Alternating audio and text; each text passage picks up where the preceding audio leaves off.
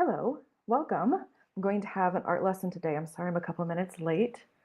I'm going to type out a banner real quick while I get started. We're going to have a little art lesson, and all you need is some paper, maybe a couple sheets of paper, and anything that makes color. I'm going to try markers.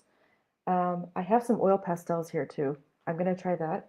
You can do crayons or colored pencil. So let me just type all that out for just a second so that when people come, if they come late during the live stream, they'll know. There we go. Okay. I haven't done the banner in so long. Maybe a year. Okay. Welcome.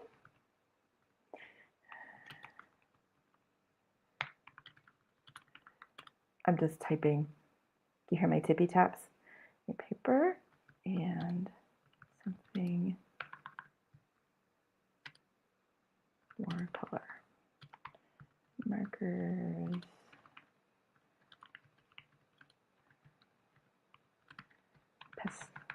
It'd be good if I could spell right. Huh. All right. Let's scroll. We'll see how that looks. Slow. Save. Show. Ha. Is that too slow?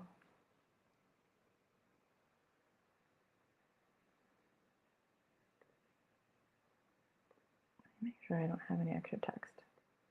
Okay. Save. Show. Perfect. Okay.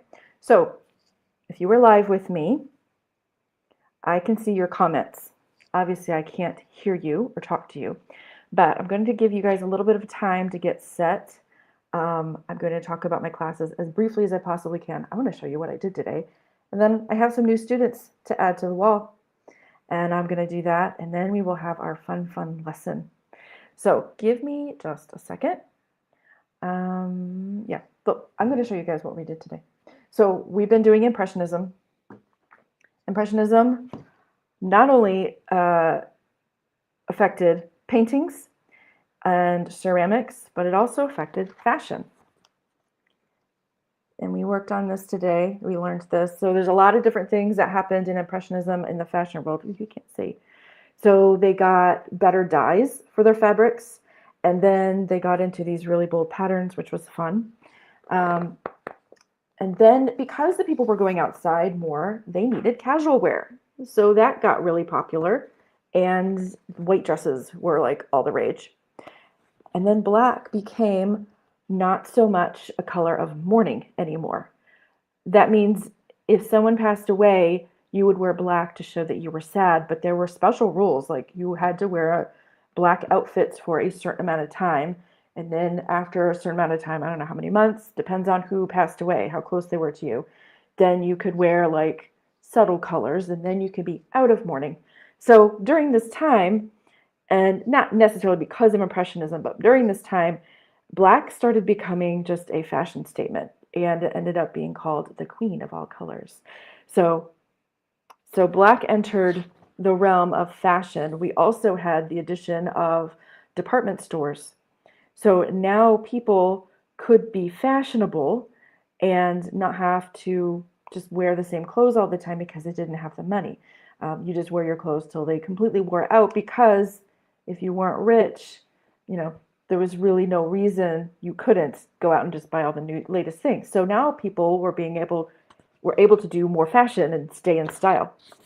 And then we talked about the men's outfits as well. And so last week we made the mannequins, and today we put the clothes on them. So this is my lady. I got the fabric to match some of these pictures, that green. She's not finished. I still need lots of fabric and floofiness. But I worked a little more on my gentleman here from the Impressionist period. You can see his very snazzy vest and tie. So that's what we did today. We're doing tiny museums, and these guys are going in there, as well as lots of Impressionist work. So that's what we did today, and it was a lot of fun. So let me just go in here real quick and talk through my classes very quickly, quicker than I've ever done it before. If you don't know, I teach art appreciation classes for homeschooling students, and I'm opening up classes for the school year, and registration closes tomorrow night. And it will stay closed because I need to know how many students I have. I need to start ordering supplies and all of that. I will open it back up. I'm planning on opening it back up second semester, but you'll have to wait. So if you don't get in now, you'll be waiting. Um, so yes, so well, I'll show you a slide in just a second. This was yesterday's live stream. I'm getting ahead of myself. This was yesterday's live stream. I did it in the evening for parents. If you want to take your kids somewhere special, like a museum or a gallery, or you just want to introduce talking about art throughout the day, here and there, I have some tips and ideas for you to make that easier and more accessible and not so nerve-wracking. So you'll want to catch that live stream. I give you kind of my structure for classes of how we go through things, the information and discovering and thinking through things, and then we output, and I give you lots of ideas for output. Okay, here's my membership options. You can be in person with me in Horses, New York, in my lovely home classroom, in which you'll get all the supplies, obviously. You can join us live online. That is through Zoom. I can see your kids, they can see me, we can talk to each other. I have a document camera, which I'm going to just use in just a minute, so they can see what I'm doing down here on my table. And also with that, you have access to the recordings of these classes in person and live online, because if you are going on vacation or your child gets sick or something like that, it's so nice to not miss the information, not miss the class. So they will have that available to them. Online, I will ship your supplies to you. I'm trying to make it as easy as possible for parents to do this, to have art education for your kids, and I will package it up in such a way, I will try to make it so easy just so that your kids can understand what they need for the day and they can pull things out of their bag. So I will have it nice and organized for you as well. I've added on demand this year, which is perfect for if your child isn't even homeschooling. Say they have class during the time that we would be meeting, they can watch the videos. It's like Netflix, but art. They can, whenever you want, watch a video lesson for the week. The following Monday, I will post the video if it doesn't go up sooner than that. And you will also be getting the supplies. And I will do everything I can to make your child feel like they are really part of the group, and not just an outsider. So those are our three options. The lessons are the same, the information's the same. I do have it divided up for older and younger students. That will just make a difference for the art project, really. Sometimes the projects will be exactly the same. Sometimes I may decide, oh, I need to change it completely, or just add a few extra things for the younger kids to make it easier for them to do the projects. So that is that.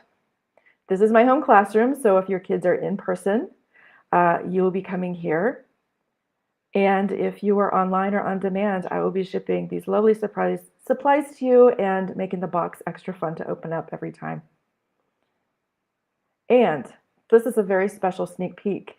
This year we're doing illustrators and illustration all throughout the year. And we will cover an illustrator and just stay with them for a couple weeks and kind of deep dive and do a few fun art projects, learn about the illustrator themselves, and take some art concepts from them. For instance, there's one I'm thinking of particularly. We're going to talk about composition with them. There are some that went and lived out for a while the type of occupations that their characters did in order for them to be able to illustrate well. So we'll talk about something, many things probably, from each illustrator and pull some things. The kids will have a fun project to do. Not that the older kids are going to get bored, but I want them to have fun. It's not as technical, but they can take it as far as they want. A lot of these art projects, I just find even adults like them, and they will take it to the level that they're at. The little kids will take it to their level, and everybody can enjoy it. So anyway, this is our sneak peek. I wonder if anyone can figure out, there's a very special hint here.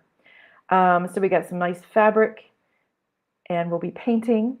And then I have a super cool tool. to give your kids. This is not a blade, don't worry. It is a nice sharp point and it's going to help us get these really cool lines. This is a tool that I didn't know about till I went to college, and it's like my favorite thing. So I will be giving one of these to your kids in the first box. Okay, I have a couple new students to add to my board. I'm going to do that now, which means I need to switch things, which takes me several clickies. All right.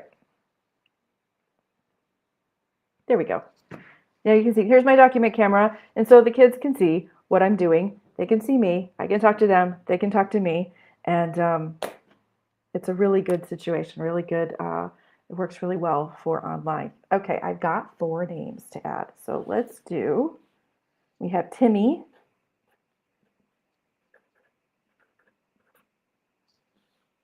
And we have Adele. Adele joined us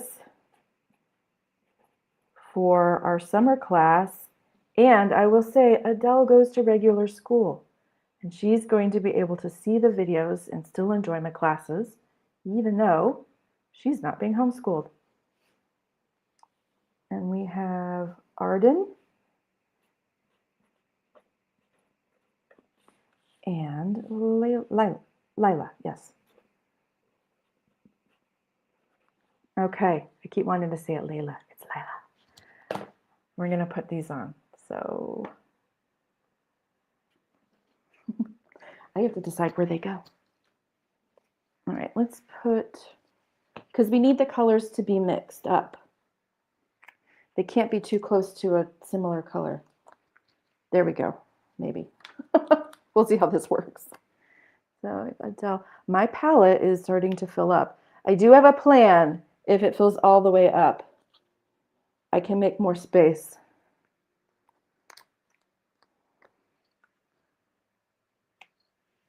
Arden. Let's do Timmy next.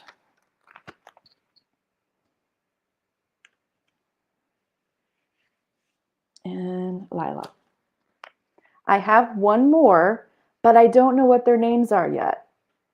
There. So I'm going to wait. I'm going to put that one on later. I'm getting a lot of students, and it's going to be so much fun. So, oh, hey. Hi, Suzanne. Thank you so much. I'm just now looking at the comments. Welcome. Okay, let's go back and get into our lesson. Give me just a second. I have more clickies to do.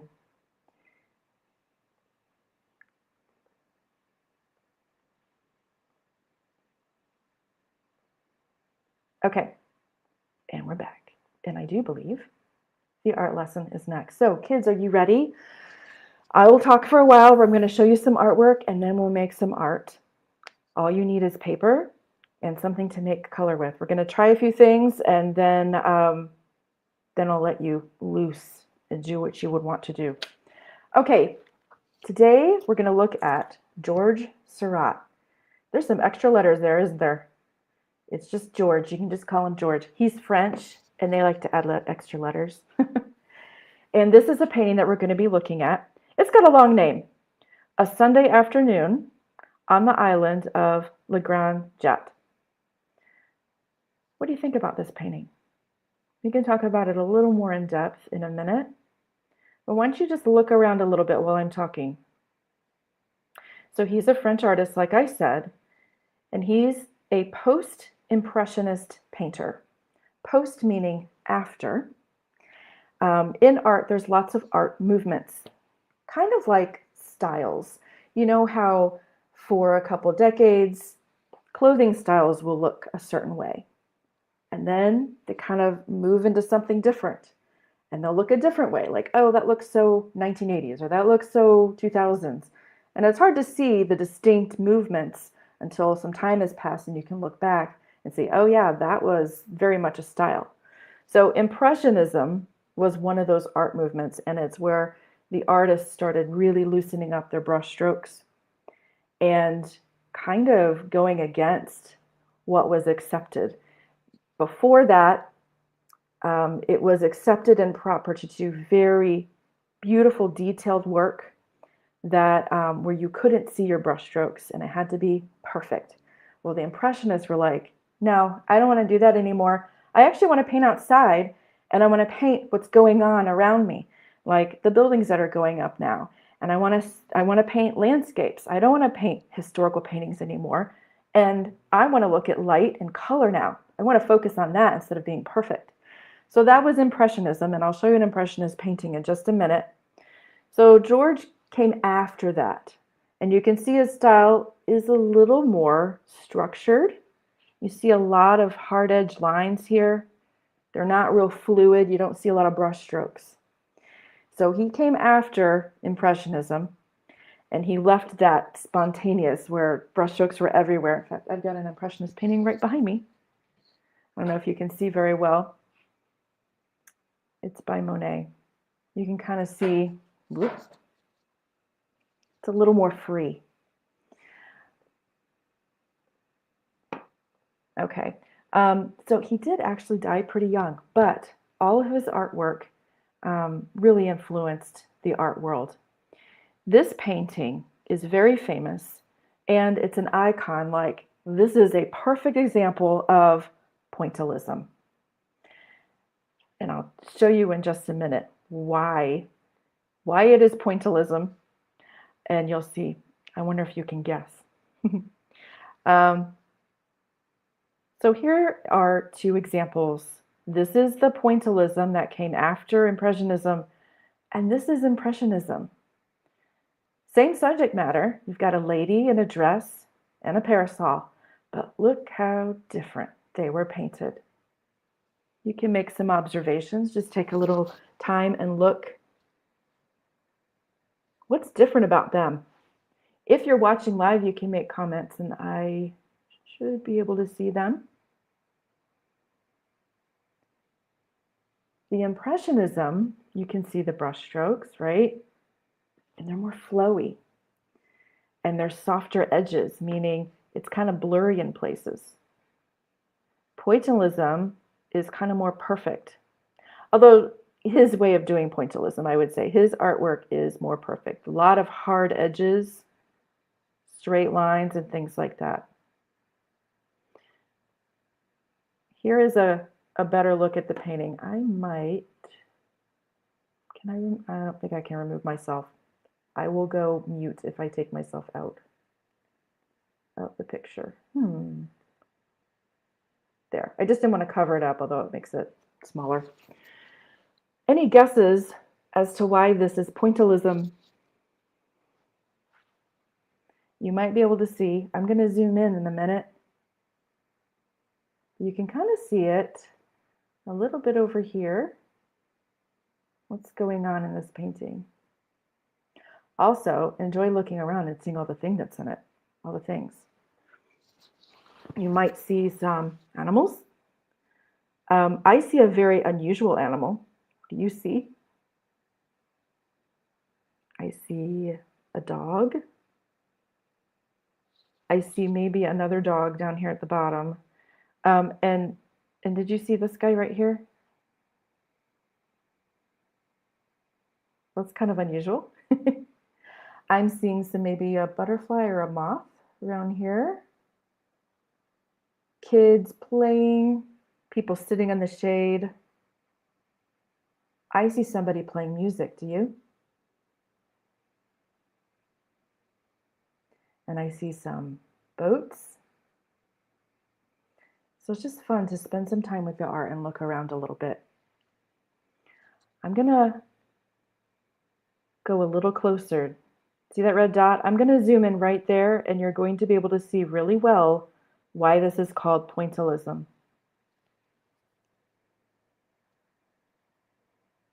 Look at all those colors. Pointillism is about adding dots, or in this case, you can see kind of more like dashes of different colors and letting them mix at a distance.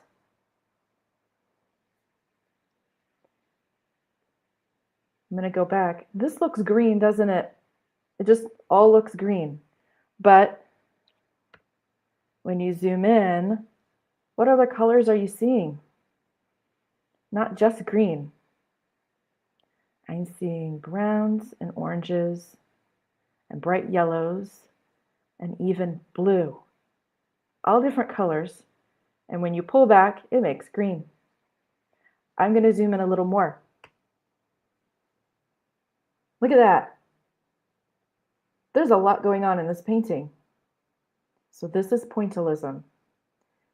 The colors are only mixing at a distance. So he put pure color next to each other and he mixed it. So also you can see here in this box, pulled back, what the color looks like. But up close, you're seeing orange, yellow, brown. I'm seeing blue. I'm seeing a little bit of purple. Did you see the purple? Kind of interesting. All right, now I'm going to go somewhere else. What do you think is going to be there? What do you think color is going to be there? All right, we're going to zoom in.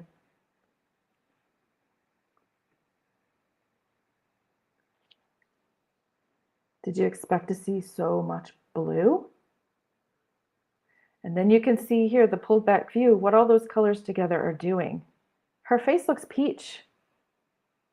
But here, so much more going on. And this looks purple, but he's got red and blue here, right? How do you make purple? Red and blue together. He's putting those dots next to each other, so at a distance it looks purple.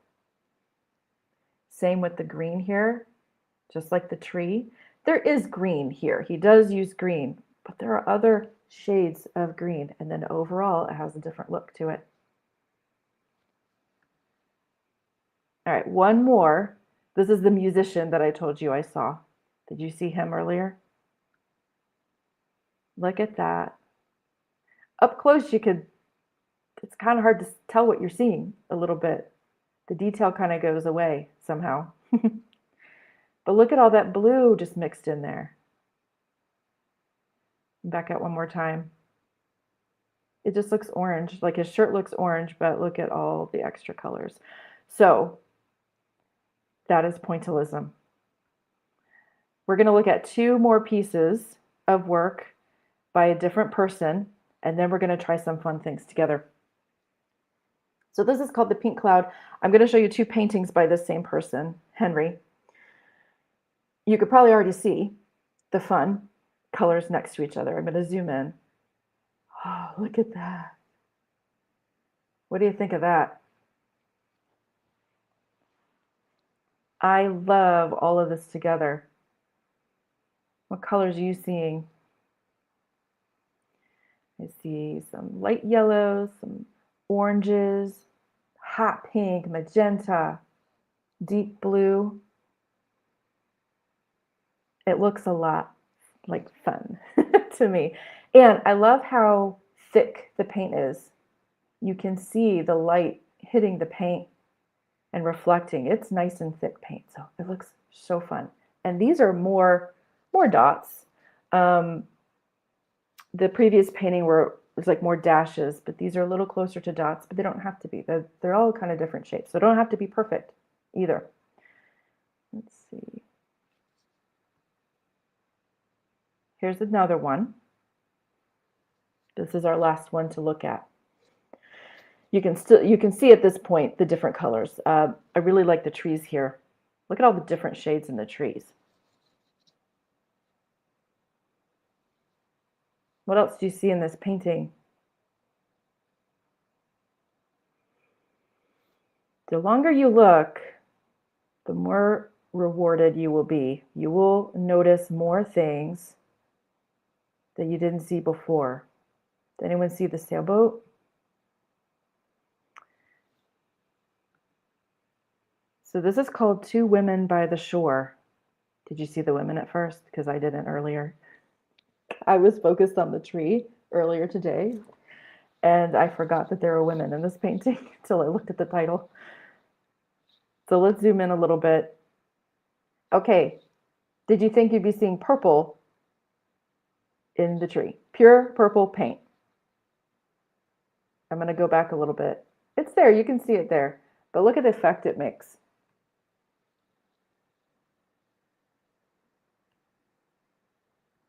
All right, so let's try this. We're going to,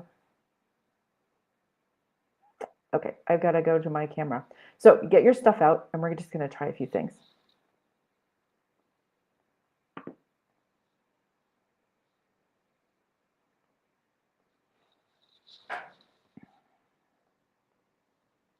Okay. Hold on, it's not quite. Oh well. Okay, so if you got your markers, I'm going to use markers. I'm going to try these. So let's try a couple things. Let's try to make a color without using that color. For instance, let's do something purple, but we can't use purple. So how do you make purple? You have blue, right? And you have red. Now, depending on the shades of the two colors you use and how much of each, that will affect the color that you get. All right, so I'm going to try putting some red and then some blue and just play around with the amount. Maybe go one side, you've got more red than blue, and then go to the other side and you've got more blue than red, and just see what happens. All right. Again, you can do dots, but you don't have to. You can make larger. Okay. And then if you want less red, you're just going to increase the space between your red bits. So I think I'm going to do more red on this side, so I'm going to keep going and put them closer together. And I'm going to try to make it so when I put the blue in, I have not as much paper showing, because the white of the paper is going to be involved as well. If you put more space between all the colors, the white is going to be part of the colors. So it's going to lighten everything. So you can see I'm putting my dots closer together on this side and it looks darker. You know, I was going to zoom in, but I think it might be better if I'm a little further away. You can see the effect better.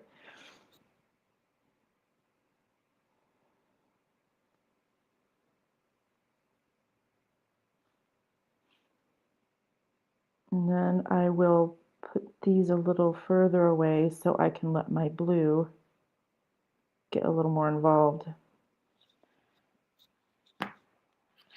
And you can go back and forth.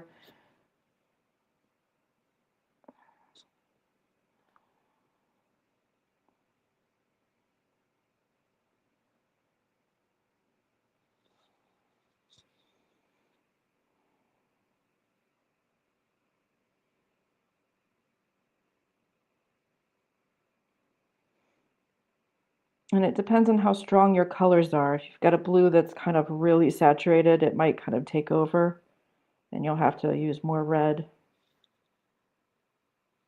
It's starting to look purple. And you might have to step back a little bit from your work to really see the effect. Just like we did with George Seurat's painting, we had to zoom out to really see the overall color.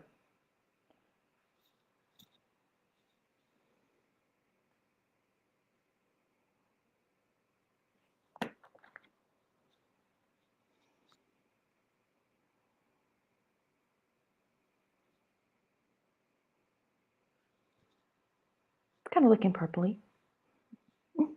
It's probably not going to be perfect, but it still mixes. You can try lines if you want to. Maybe like crosshatch. Let me just see. This was just something I thought of today. I haven't actually tried it out, so we'll have real-time experimentation.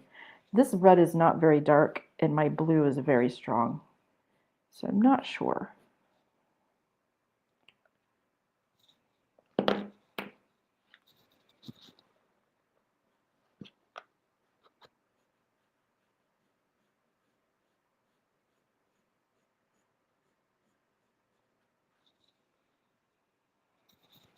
Yeah, so just try a couple different things. you could try going one direction with one color and then the other with the other color. This one's gonna overpower it, I can tell. Maybe. Oh, that's really dark. That didn't get any better. Let's see. I have a soft blue here. So just experiment and see what happens. There. Oh, that's better. Now I am putting them on top of each other, so it's going to mix. This is a softer blue. Okay, let's try a different color. How about green? How do you make green? We're going to keep the blue, right? And then we're going to get yellow. Now, this is one where yellow can really get overpowered. So you might have to pick a soft blue and then use more yellow so that it has a chance. It doesn't get overpowered. So I might start with a lot of yellow. I don't know, I kind of like the lines.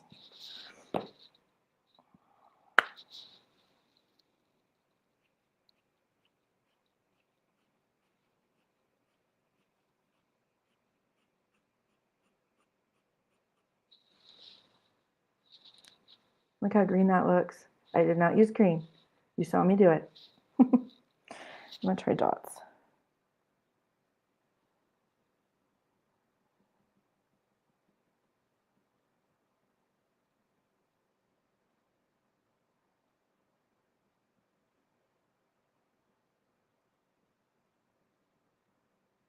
You're doing pointillism today. Congratulations.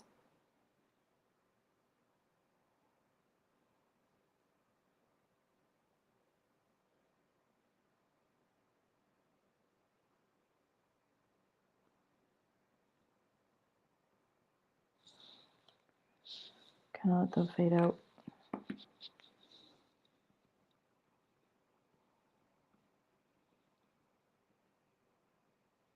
You could try a third color or a fourth color, like George did. Our good friend George. He put purple in there. Purple with his green. That sounds like fun. To just throw a color in there and see what happens.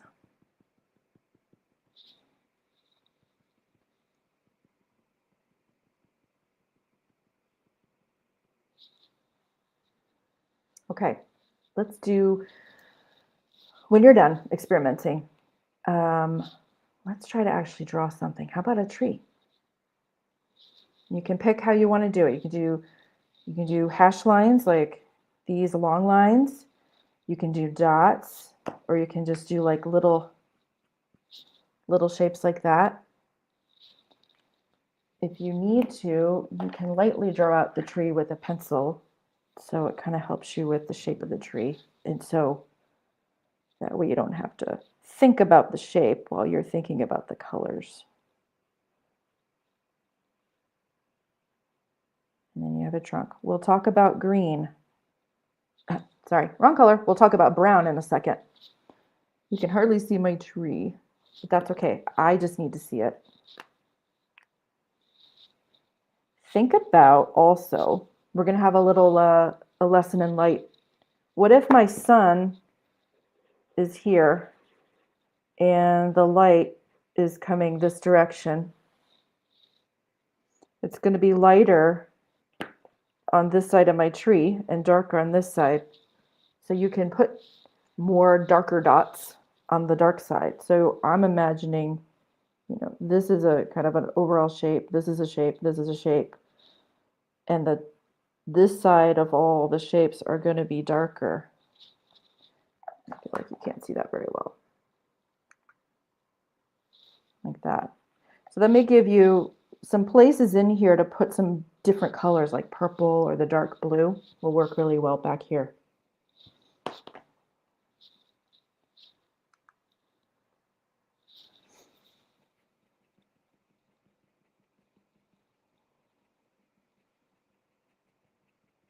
And in a minute here, I'm going to talk you through making brown for the trunk of your tree without using brown.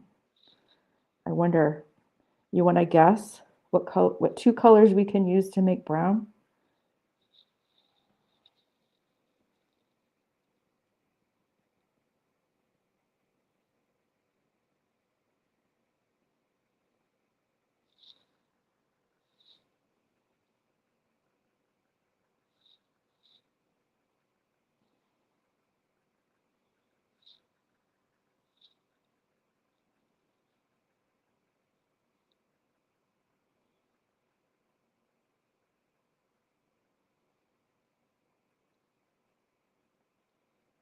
I'll tell you in a minute.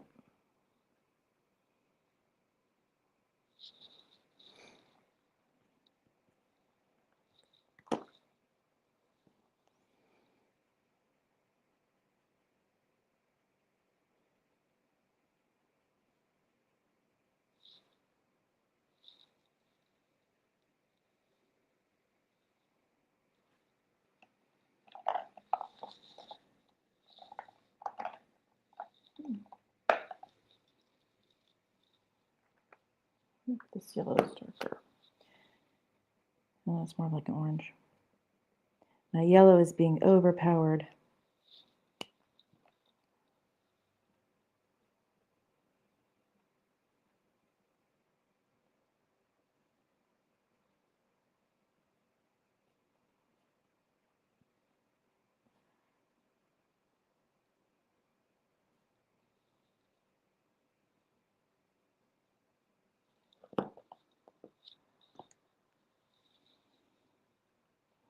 If you want to, after this live stream is over, you can comment on it with a picture. I think you can add a picture on my post and show me what you did.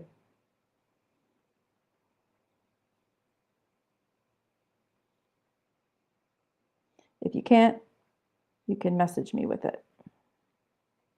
I'll put it up.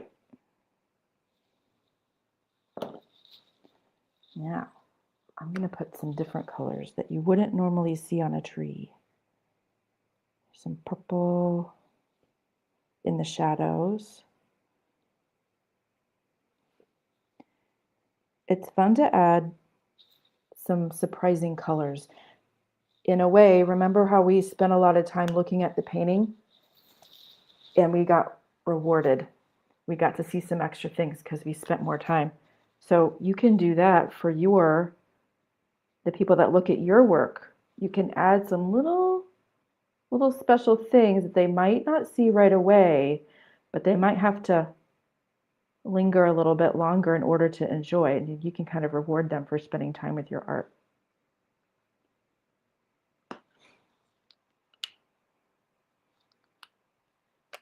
This looks green here a little bit. I'm going to add some orange. All right, you guys ready to know the secret for brown? So depending on the shades of your two colors, of course, and the strength of them, you're going to get different shades of brown.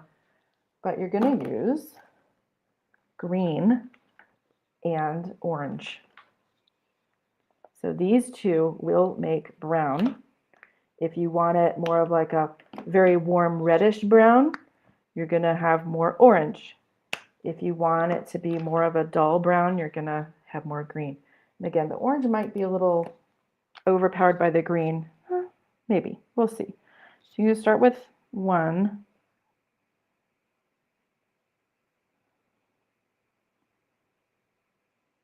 You could even add yellow on the light side. Brighten it up a little bit. The light side being the side the sun is on.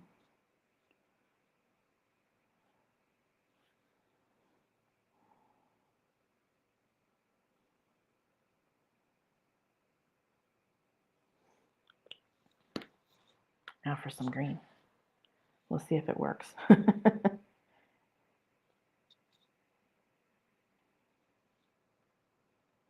might try a lighter green.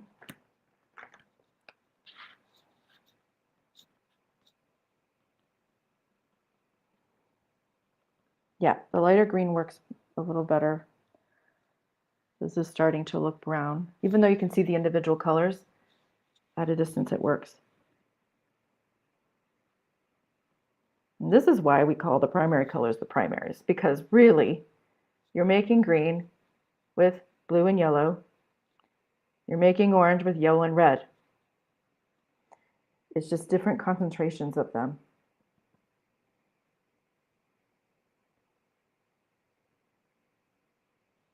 And there's your trunk. If you want to add a shadow,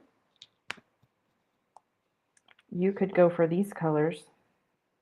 Here, I'm going to give you some fine art knowledge. You tuck away.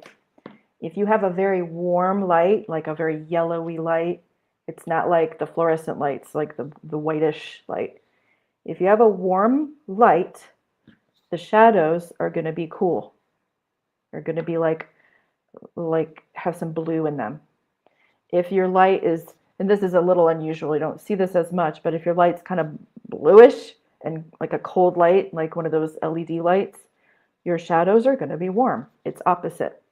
So we have a sun, and actually I'm going to add some yellow here on this side, but if you want to do a shadow, it will be green if there's grass there, but you can add some blue in there and it will read right.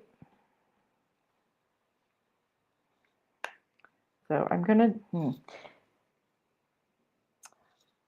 make my grass with blue and yellow. Is this a darker yellow? Maybe. And then I'm gonna add some blue for my shadow. And they'll all mix just like it did here, really. And since the sun is here, the tree is blocking the light, so my shadow is going to be back here, opposite the light.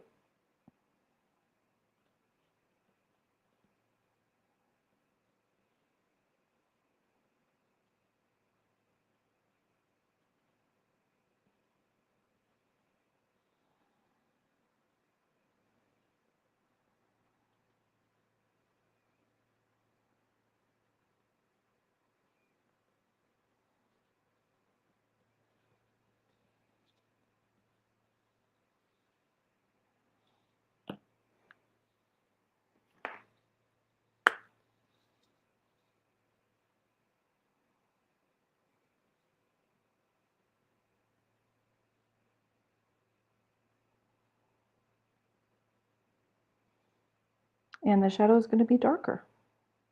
So you'll put those darker colors closer together. You don't have as much white on the paper, and it will be darker.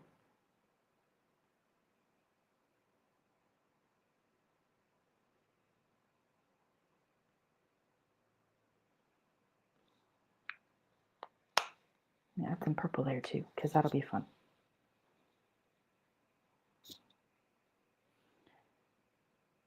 And maybe some orange, just because.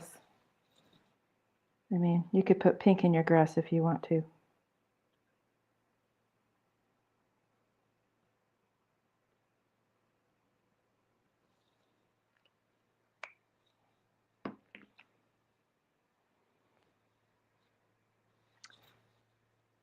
So I'd love to see what you come up with today. You could do clouds as well. You could add to your scene. So I hope you enjoyed this. You guys can keep going even after the live stream. And so now you know about pointillism. You learned about some color. You learned about light and shadow. You learned what makes brown, which most people don't know.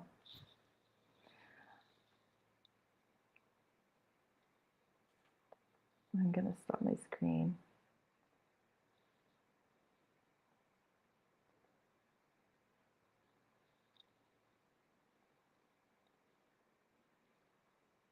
My tree doesn't look like this, but I like my tree.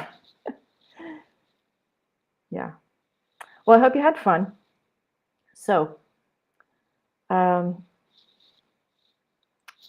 here is something that we're doing right now. This is our summer class. I think I got my slides a little out of order. And we just did the Japanese class. So if you enjoyed this, this is the kind of thing I'm doing with the kids. This was really geared toward the younger kids. But the older kids, they'll get more fine art. technique help as well. We're doing, well, I said this already, illustrators and illustration this year, and registration closes tomorrow night. So you can go to the website, kidsarttour.com, and see everything that is offered. So I hope you enjoyed this, and I want to see your pictures if you're able to do that. That would be great. I hope you have a wonderful rest of your evening, and I will see you later.